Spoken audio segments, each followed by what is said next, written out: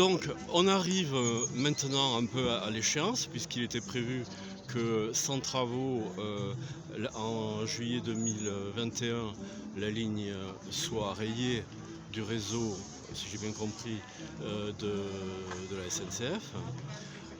En fait, c'est l'aboutissement de se laisser aller et de cette non-volonté, on va dire politique, de couper en fait Clermont-Ferrand de Saint-Étienne pour son trajet le plus court.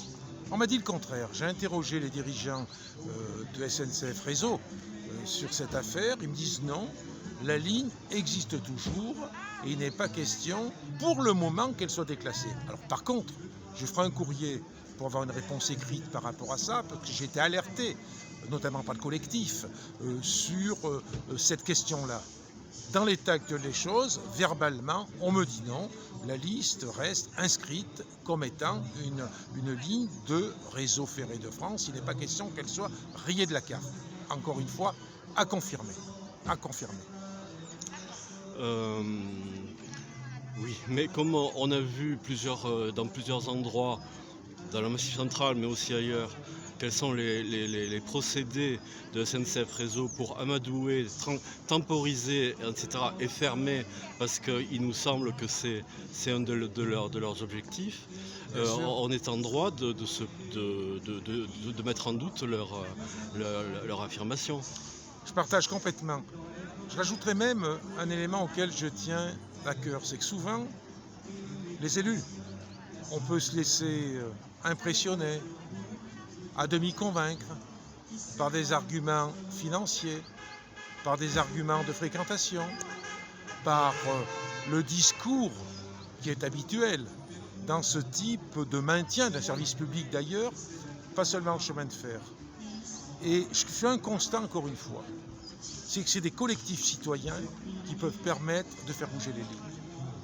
Et là, véritablement, c'est avec beaucoup de satisfaction que j'ai vu se construire ce collectif qui regroupe non seulement des associations, 5 je crois, mais aussi des citoyens et des élus.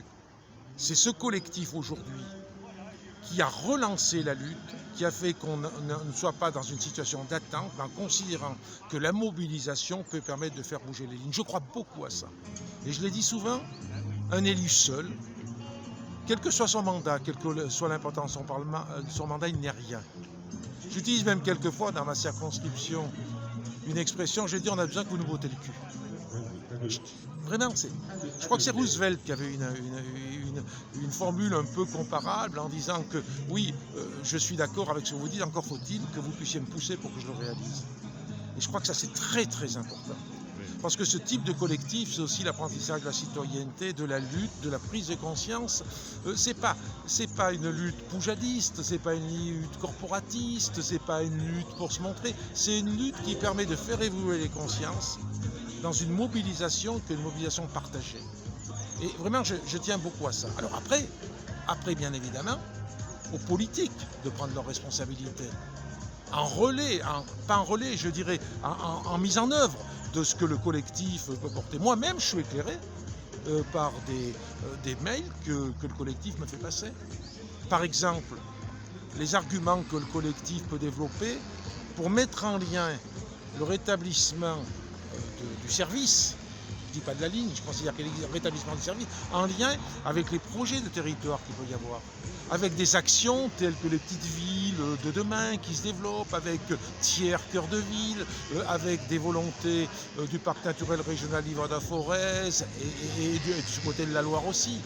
C'est-à-dire ce que je pense véritablement, c'est que la réflexion collective permet de construire un projet qui sera beaucoup plus acceptable et qui risque d'aboutir beaucoup plus facilement. Merci beaucoup.